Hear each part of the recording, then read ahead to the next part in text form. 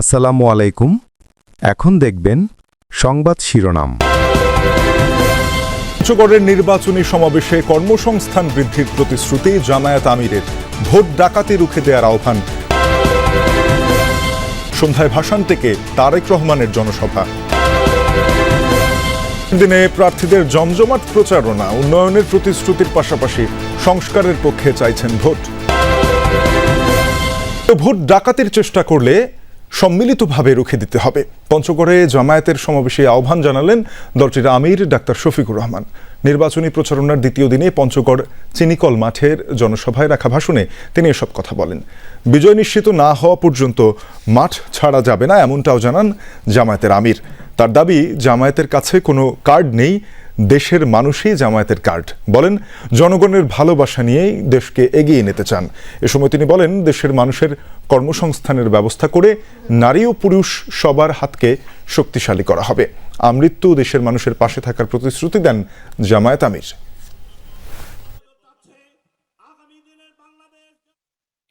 আপনার ভোট কেউ যদি ডাকাতি করে নিতে আসে, তাহলে কি করবেন? কি করবেন? রুখে দিতে হবে। যুবকরা, কাজ শেষ হয়নি, কেবল শুরু হয়েছে।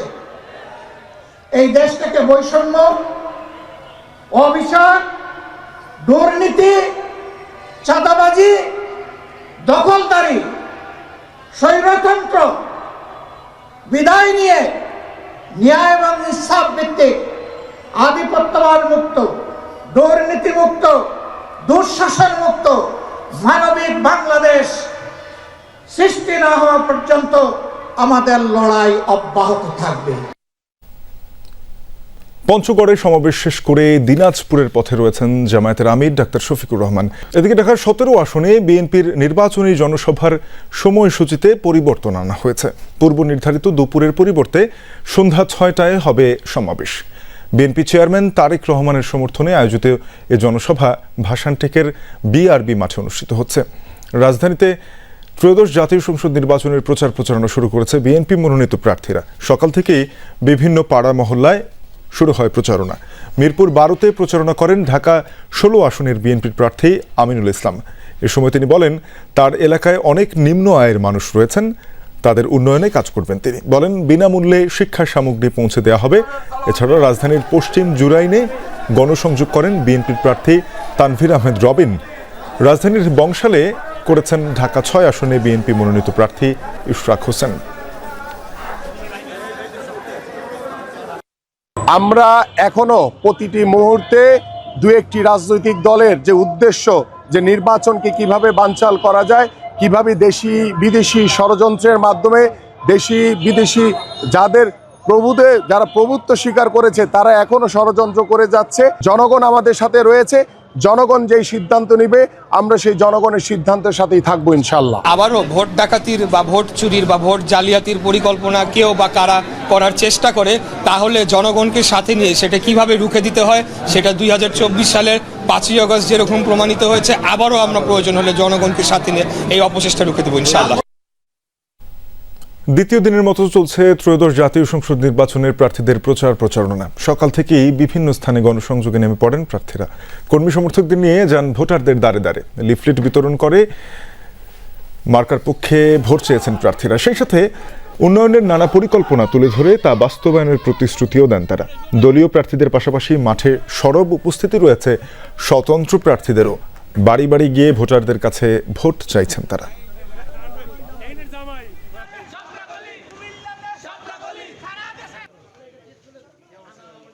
দেশের মালিকানা ফেরত পেয়েছি, অবরুদ্ধ গণতন্ত্র মুক্ত করতে পেরেছি, সেই গণতন্ত্রকে আরো শক্তিশালী করতে হবে। আমাকে দিয়ে আর যাই হোক সম্ভব, কিন্তু আমাকে দিয়ে কোনোদিনও চাঁদাবাজি, টেন্ডারবাজি, দুর্নীতি আমার দ্বারা কোনোদিনই সম্ভব না। জনগণের নির্বাচিত প্রতিনিধি হিসেবে যদি নির্বাচিত হতে পারি, তাহলে আমি মনে করবো এটাকে ক্ষমতা না, এটাকে আমানত হিসেবে জনগণের দায়িত্ব হিসেবে কাজ করে যাবো ইনশাআল্লাহ।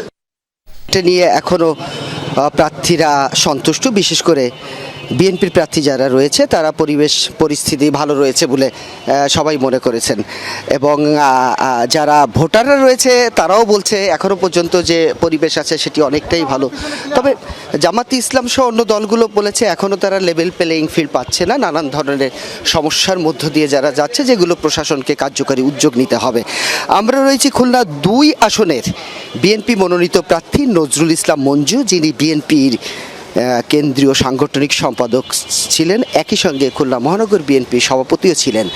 তিনি এবার দলীয় প্রতীকে নির্বাচন করছেন এবং সকাল থেকেই তিনি কিন্তু মাঠে রয়েছেন। তিনি নগরীর শিপইয়ার্ড রোড, রূপসা এলাকা, নিউ মার্কেট, কাঁচাবাজার এলাকা, এই সমস্ত এলাকায় তিনি গণসংযোগ করেছেন। তিনি নামাজ আদায় করার পরেই গণসংযোগে আবার নেমে পড়েছেন। দেখতে পাচ্ছেন আমরা প্রার্থীর সঙ্গে রয়েছি। তিনি এখন ইকবালনগর এলাকায় গণসংযোগ করছেন এবং ভোটারদের দ্বারে দ্বারে যাচ্ছেন, ভোটারদের নানান ধরনের প্রতিশ্রুতি দিচ্ছেন। বিশেষ করে তিনি যে প্রতিশ্রুতি দিচ্ছেন, আপনি জানেন যে খুলনা একটা জলাবদ্ধতার নগরী এবং খুলনার পয় নিষ্কাশন ব্যবস্থা, পরিবেশ উন্নয়ন, নানা ধরনের সংকট রয়েছে, সেগুলো নিয়েও তার সঙ্গে আমাদের কথা হয়েছে। শুরু হয়ে গেছে ভোটের মাঠের লড়াই, তবে এখনো আসন সমঝোতা চূড়ান্ত করতে পারেনি বড় 2 জোটে। বেশিরভাগ আসনে বিএনপি জোটের একাধিক প্রার্থী রয়েছে, অন্তত 13টি আসনে আছে জামায়াত জোটের একাধিক দলের প্রার্থী। একাধিক প্রার্থী নিয়ে বিএনপি জোটে মাথা ব্যথা না থাকলেও তাদের গলার কাঁটা বিদ্রোহীরা।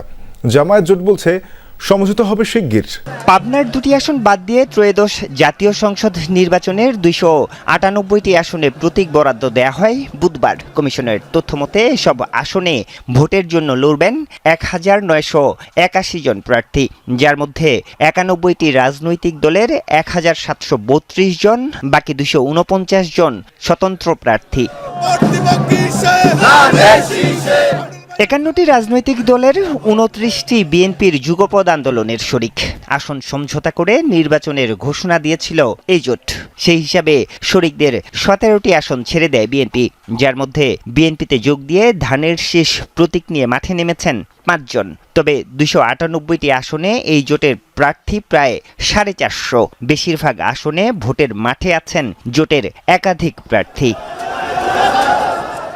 জোটের অন্য দলগুলোর প্রার্থী নিয়ে মাথা ব্যথা না থাকলেও বিদ্রোহী অর্থাৎ স্বতন্ত্র প্রার্থীদের নিয়ে বিপাকে বিএনপি। 30টির বেশি আসনে আছেন এমন প্রার্থী।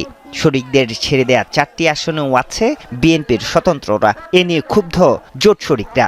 বিএনপির জনাব তারেক রহমানের সাথে 4 তারিখে আমার আলোচনা হয়েছে। তিনি যেটা আমাদেরকে আশ্বস্ত করেছেন, যারা বিএনপি বলে পরিচয় দেন প্রতিটা নেতা, কর্মী, সমর্থক, ভোটাররা সবাই ঢাকা 12 আসনে বিপ্লবী ওয়ার্কার্স পার্টির এই কোদাল মার্কার পক্ষেই প্রত্যেকে কাজ করবেন। ভোটের মাঠে নামার আগে 10 দলীয় জোটের জন্য বড় ধাক্কা ছিল ইসলামী আন্দোলনের বেরিয়ে যাওয়া, যার মূল কারণ আসন সমঝোতা না হওয়া। ইসলামী আন্দোলন বেরিয়ে গেলেও অন্তত 13টি আসনে সুরাহা করতে পারেনি জামায়াত জোট। 6 আসন উন্মুক্ত রাখার কথা বলা হলেও 298টি আসনে জোটের প্রার্থী 313 জন। এনসিপিকে ছেড়ে দেয়া 7টি আসনে আছে জোটের অন্য